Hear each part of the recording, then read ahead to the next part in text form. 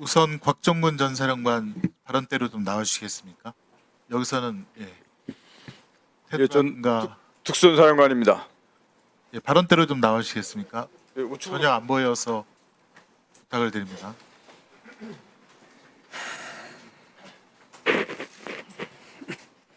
예, 전 특수전사령관입니다. 예, 우선 PPT 자료화면 좀 봐주시죠.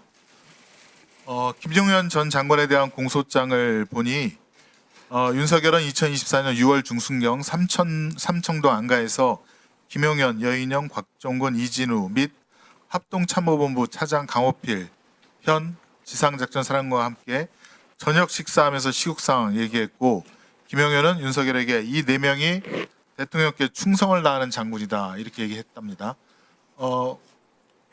곽정훈 증인, 이런 사실 맞습니까? 예, 맞습니다. 그 자리에 강호필 현 지상작전사령관이 있었던 것도 맞네요. 예, 같이 있었습니다. 예, 다음 자료 화면입니다. 계속하여 윤석열은 김용현에게 지금 만약 비상계엄을 하게 되면 병력 동원을 어떻게 할 수 있느냐라고 물으니, 김용현은 병력 동원과 관련해서 수도권에 있는 부대들에서 약 2, 3만 명 정도 동원이 되어야 될 것 같다라고 했습니다. 수도권 부대 2, 3만 명 동원은 여기 앉아있는 지작사령관 강호필의 지휘 혹은 동의 없이는 움직일 수 없는 거죠. 그 지휘 체계는 그렇게 되어 있는데 저것은 제가 직접 들은 사항이 아니기 때문에 제가 말씀드리는 것은 제가 묻는 거는 2, 3만 명, 수도권 인근에 2, 3만 명이 움직이려면 지상작전관 사령관에 명령이 있어야 되는 거 아닙니까? 지작사 예하 부대를 움직이는 것은 당연히 지작사령관의 그 권한인 부분. 당연한 거 아닙니까? 뭐 군대 갔다 온 사람은 다 아는 건데요. 예, 다음 자료 화면이요. 김용현 2024년 12월 4일 새벽 2시에 이 불법 계엄이 실패하고 난 후에 이런 말을 합니다. 여러 가지 어려운 여건에서 임무를 완수해준 수방사, 방첩사, 특전사, 콕 찍어서 지작사 이렇게 얘기합니다. 여러분들께 고맙게 생각합니다. 수고했습니다. 라고 얘기합니다. 이런 사실 있습니까? 맞으면 김용현 장관이 저렇게 발언한 사실을 기억하고 있습니다. 강호필 증인에게 묻겠습니다. 지금은 특전사, 정보사 이런 부대 이동만 나왔는데 사실은 지작사도 내란 임무 중에 큰 축을 담당했다라고 저희는 생각할 수밖에 없습니다. 어떻습니까? 어떤 지시를 그러면- 받았습니까? 우선 제가 분명히 말씀드립니다. 공개된 자리이기 때문에 제 육군 대장 계급과 제 지상작전사령관 직책을 걸고 분명히 말씀드립니다. 저는 12.3 비상계엄과 관련한 내용에 대해서 전혀 알지 못했고, 저희 지상작전사령부가 병력 출동이든 어떤 임무든 임무를 받거나 네, 알겠습니다. 분명히 없습니다. 다시 한번 그러면 경고합니다. 위증의 벌을 경고합니다. 이게 징역 1년 이상 10년 이하 위증죄로 처벌받을 수 있습니다. 네, 알고 이런 있습니다. 공소장 나온 사실 관련해서 특수본이라든가 수사받은 적 있습니까? 수사받은 적 없습니다. 없습니까? 나중에 기회를 주신다면 지금 다음 자료화면 제기하신 내용에 대해서 제가 나중에 부연 일단 계속 설명을 질의하겠습니다. 자료화면 보시죠.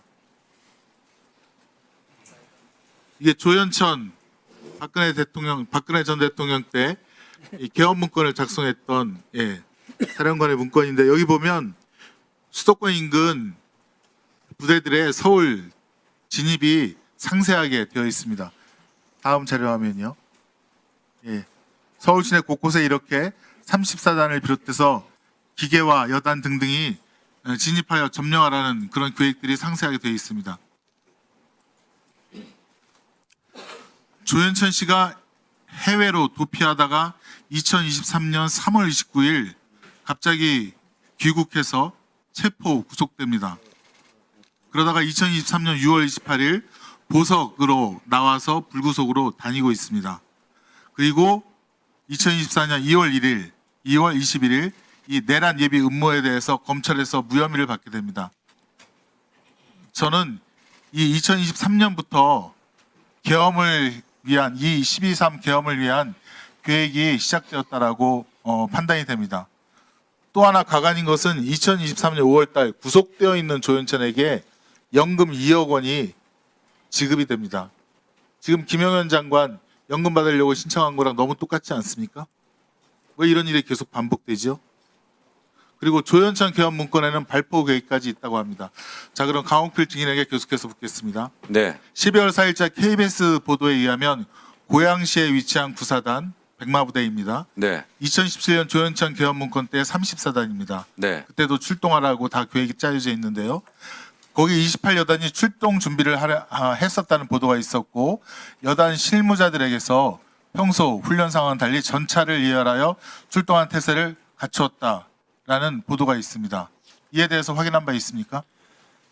사실 확인을 했는데 사실이 아닌 것으로 저는 보고를 받았습니다. 묻겠습니다. 그리고 참고적으로 구사단은 강호필 증인이 보병사단이고 구사단에게 출동 준비하라고 지시한 적 있습니까? 저는 저희 예하 부대에 어떤 준비를 하라거나 명령을 내린 적이 단 한 번도 없습니다. 다음 자료화면 보시죠. 양구군청 출동한 계엄군, 고성군청에 출동한 계엄군입니다. 양구는 21사고 고성은 22사입니다. 이 두 곳에 계엄군이 7명이 출동하고 또 고성군 같은 경우는 2명이 출동합니다. 이것은 어떻게 이루어진 일입니까? 그 내용도 마찬가지입니다. 일단은 결론은 지작사에서 지시한 것은 없습니다. 아까 작전본부장이 그럼 본인이 지시하지 않았으면 이런 이동이 어떻게 일어납니까? 그러니까 경계태세 2급이 발령이 되고 나서 군경 합동 상황실 구성 준비와 관련해서 사단에서 자체적으로 그럴 줄 알았습니다. 자, 확인한 것입니다. 지금 군경 합동 상황실은 통합방위법 시행령 16조에 따라서 통합방위 사태가 선포된 때 구성하도록 되어 있습니다. 이 전국 경계태세 진돗개 둘 발령에 의해서는 되지 않는다고 그렇게 규정이 되어 있습니다. 양구 고성 한번 볼까요? 자료 한번 보시죠. 저도 상군단 현리에서 근무를 했습니다. 네. 다음 자료 화면요. 자, 이 총기까지 휴대하고 다음 자료 화면. 이 사실 21사, 22사가 사실은 월북, 월남의 주된 이동 경로입니다. 다 알죠. 옛날에 정동진 잠수선 침투했을 때 다 이 경로로 해서 다 월북한 거 아닙니까? 네. 왜 이런 22사가 왜 그 의원님, 저 부대들 활동은 제가 다 확인을 했는데 분명한 사실은 비상계엄과 관련해서 활동한 것이 아닙니다. 아니고 그러면 화천, 인제, 철원 다 전방에 있는 부대들이고 지작사 반환일 때 왜 양구랑 고성만 출동을 한 것입니까? 그 부대들이 양구는 왜 출동을 안 했어요? 그러니까 그 사단장이 판단을 경계태세에 시민들의 그 CCTV를 장악하려 했던 CCTV를 장악이 아닙니다. 경계태세 1급이 발령이 되면 군경 합동 상황실을 운용하고 CCTV 통합 관제센터에 나가서 네. 그것을 하게 돼 있는데 그것을 준비하는 차원에서 협조하러 갔다고 제가 확인을 했습니다. 자, 강호필 사령관, 네. 조금 전에 모두에 좀뭐 추가로 하실 말씀 있을 것 같은데 있습니까? 표정이 뭐 있는 것 같은데 있어요? 네. 말씀하십시오. 아까 여러 가지 우리 존경하는 김성은 의원님께서 세 가지를 제시를 했습니다. 6월 안가, 그다음에 병력동원 사전 모의, 화상회의에 지작사도 참가해서 임무 완수 뭐 이렇게 했다고 이렇게 말씀을 하셨는데 세 가지에 대해서 제가 기회를 주시면 좀 말씀을 드리고자 합니다. 일단 말씀드리세요. 네. 우선 첫 번째 6월 안가 모임 관련해서는 제가 사적 모임에 간 것은 6월 달에 단 한 번입니다. 한 번이고 그때 방첩사령관으로부터 연락이 와서 대통령 주관 격려 식사 자리가 있는데 참석을 해달라 이렇게 대통령께서 요청을 했다. 이래서 제가 그 안가를 간 거고 식사 자리에서 대통령께서 이번에 대장 진급했던 것을 축하하고 그다음에 종교 때문에 진급을 시킨 것은 아니지만 이번에 모처럼 불자 출신이 대장이 진급이 되고 하면서 불교계도 상당히 좋아했다.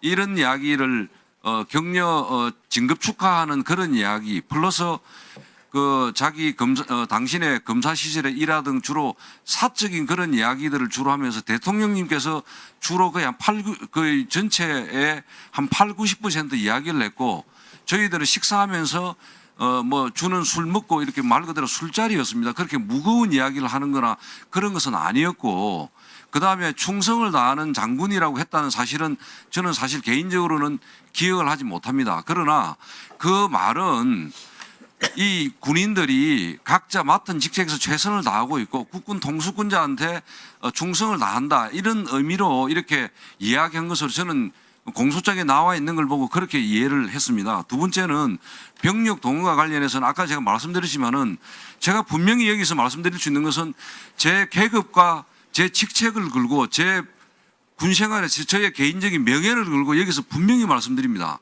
12.3 비상계엄과 관련해서 전혀 저는 알지를 못했고 저희 지작사에게 임무를 주었거나 병력 출동 임무를 주었거나 어떤 임무든 역할을 하라고 저는 지시받은 사실이 없습니다. 만약에 그런 사실이 있었다면 지금 한 달 반 정도가 지났는데 지작사 이하의 저희 부대원들이 웬만한 사항은 다 알고 제보를 했을 겁니다. 없습니다. 그다음에 화상회의 문제도 마찬가지입니다. 최초의 12월 3일 날 첫 화상회의 때는 저는 사실 공간에 그 당시에 있었고 보고를 받고 그때 공간에서 보고를 받고 부대로 들어올 준비를 하고 있었고 저희 지작사는 참석도 안 했습니다. 거기 합참에서 보고한 것처럼 기계획돼 있는 대로 이 부대들을 어떻게 하라고 첫 화상회의 때 지시를 했습니다. 그다음에 저희는 들어와서 전방에 접촉 지역의 대비태세 유지하고 북한군 동향 파악하고 제대별로 위기 조치 체계 가동 이런 것들을 확인한다고 정신이 없었습니다. 네. 그러다가 마지막에 네. 갑자기 합참에서 통제해가지고 자. 화상회의 참석하라 했는데 사실은 VTC만 연결해놓고 1시간 동안 대기를 하고 있었습니다. 네, 이제 그만하시고요. 사령관께서 지구작전 사령관을 하지는 안 했습니까? 했잖아. 말씀을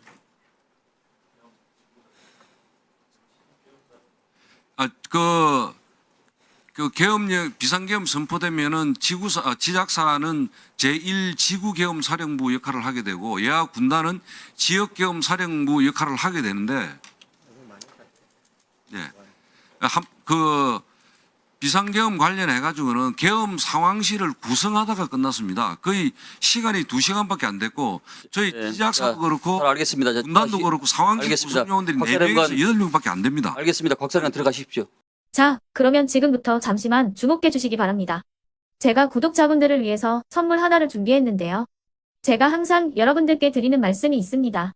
뉴스만 평소에 잘 챙겨보셔도 돈이 되고 돈을 벌 수 있다라고 말씀을 드렸는데요.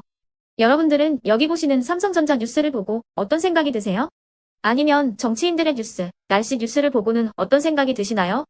그냥 뉴스만 보고 끝내는지 아니면 이 뉴스를 어떻게 이용할 수 있는지 이 부분을 고민하고 계시는지를 되물어보고 싶습니다. 그 이유가 뭐냐 하면 제가 지난번에 여러분들께 뭐라고 말씀을 드렸었죠? 지금은 반도체 섹터를 눈여겨보셔야 한다고 말씀드렸습니다. 그리고 나서 이런 썸네일들 뉴스를 통해서 많이 보셨을 겁니다. 반도체 내용이 이슈가 됐을 때 부자들은 어떻게 생각한다? 반도체 관련주들은 뭐가 있는지, 어떤 종목이 가장 좋은지, 어디에 투자해야 돈이 몰리는지 자연스럽게 생각한다고 제가 말씀을 드렸죠. 그 이유가 뭐냐 하면 부자들이 봤을 때는 이슈가 곧 돈으로 이어지고 그 이슈가 나에게 돈을 벌어준다는 경험적 확신이 있기 때문에 부자들은 항상 이런 사회적 이슈를 관심 있게 챙겨본다고 제가 말씀을 드렸습니다. 이번에도 마찬가지인데요. 제가 지난번에 시청자분들과 함께하는 주식으로 수익 내기 이벤트를 진행했었죠. 당연히 100% 무료로 진행을 했었고요.